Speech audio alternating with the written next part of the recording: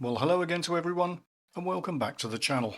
I'm Charles Nathan, your friendly guide helping you to navigate the shadowy swamp that is the modern British state. Today we're taking a quick look at the recent joint session of the Home Affairs Committee and the Northern Ireland Affairs Committee, as they're looking into the causes and the results of the recent Belfast riots that you may recall took place in early June this year.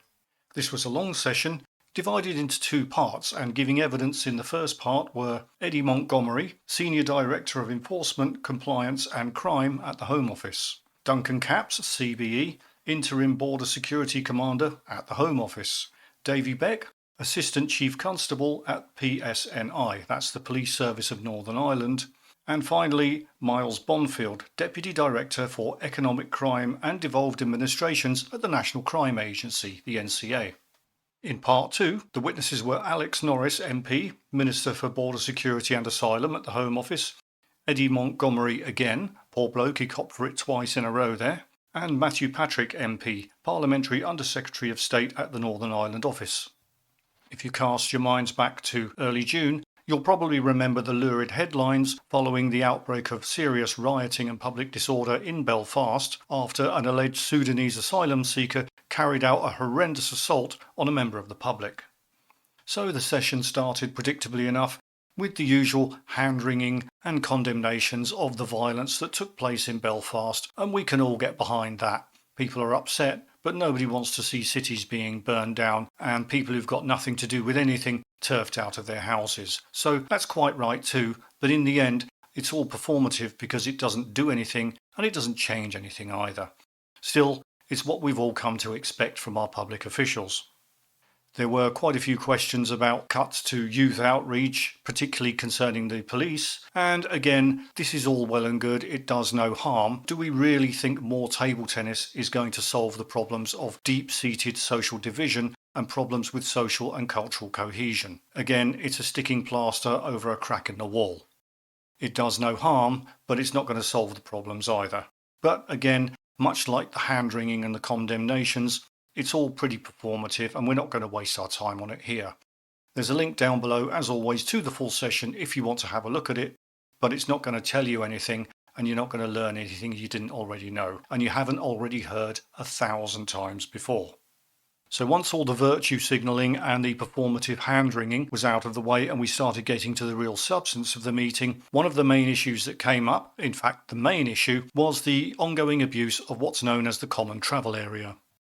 Following Brexit, now that the UK is outside the European Union, the problems are arising with people who are inside the Schengen zone, the European mainland, getting planes or ferries into the Republic of Ireland and then simply crossing the border by bus or train or perhaps even walking into Northern Ireland and hence into the territory of the United Kingdom. That is what this particular asylum seeker who allegedly carried out that assault is believed to have done. And hence it sparked the rioting because there doesn't seem to be any reasonable border control around this issue. Going back to the assault that allegedly sparked off the riots, the person captured on camera carrying it out and who's now in remand awaiting trial is from Sudan. Or is it Chad? Or is it some other place? Truth is, we don't even know which country this person's really from, let alone any of their other true identity details. But somehow, this person was able to board a plane or a ferry somewhere in mainland Europe, then travel into the Irish Republic. From there, they were allowed out into the streets to mingle with the public, and from there they were able to easily cross the non-existent border between Northern and Southern Ireland and into UK territory. Now you would think that the Home Office and the National Crime Agency and everyone else involved with this situation would be asking the same basic question. What the hell is going on and how is that even possible? As you'd expect, the committee asked the very same question, and the answers from the senior people at the Home Office and the National Crime Agency have been very, very educational.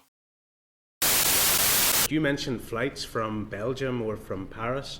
How on earth can anybody board a flight in a Schengen area country and land in a non-Schengen area country, irrespective of the Common Travel Area, without the appropriate passport or visa authorisation?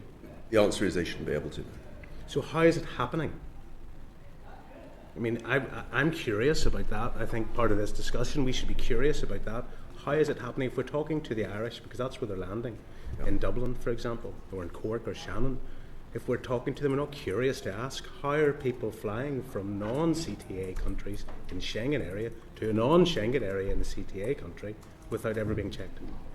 Yeah, I mean, I can't answer that question. It's not actually my expert area. Does anyone on the panel have an answer to that? No, I think it's all No, we deal with serious organised crime elements of that.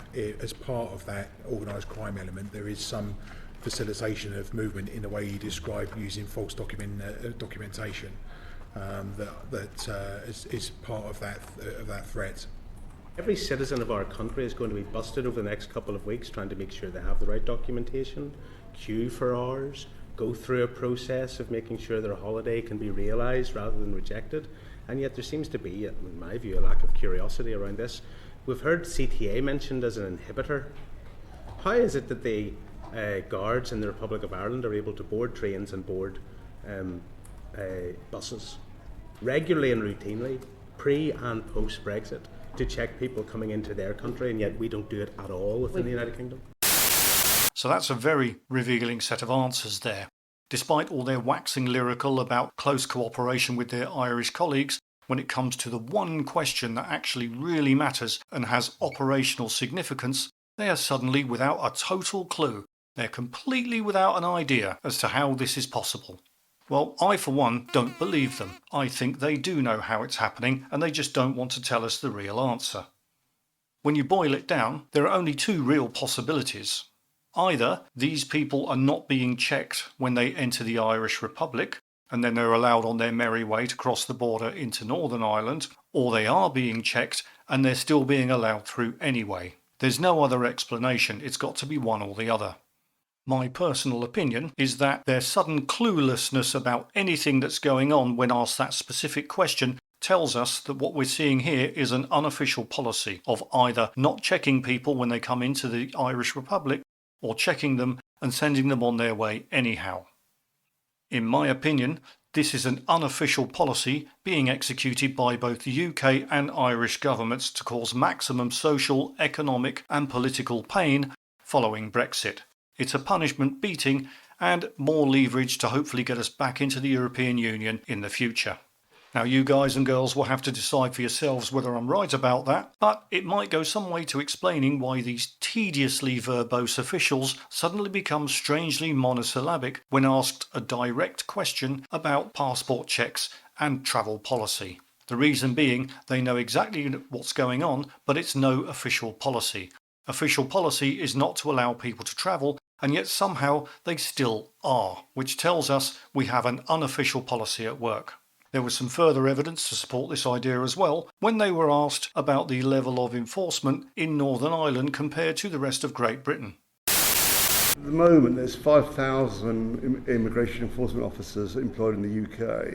There's 57 in Northern Ireland. Does that sound like a lot of resource? I dispute those figures.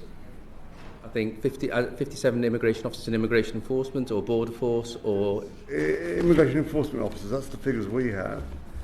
Yeah, but they're not the totality of our response to CTA, because I have crime It's teams. an indicator. There's 5,000 in the UK and only 57 in Northern Ireland. Isn't that an indication of how resource is being utilised?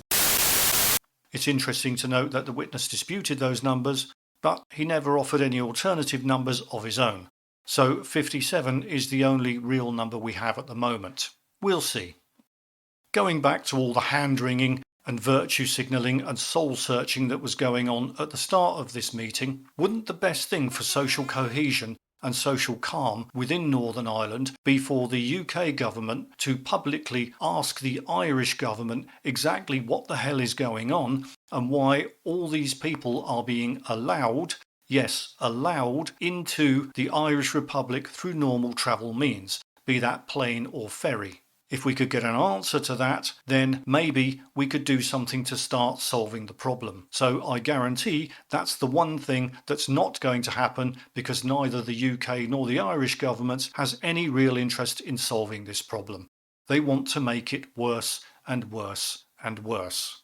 They're never going to forgive us for Brexit, and this is just another kind of punishment beating and maybe a bit of leverage in the future.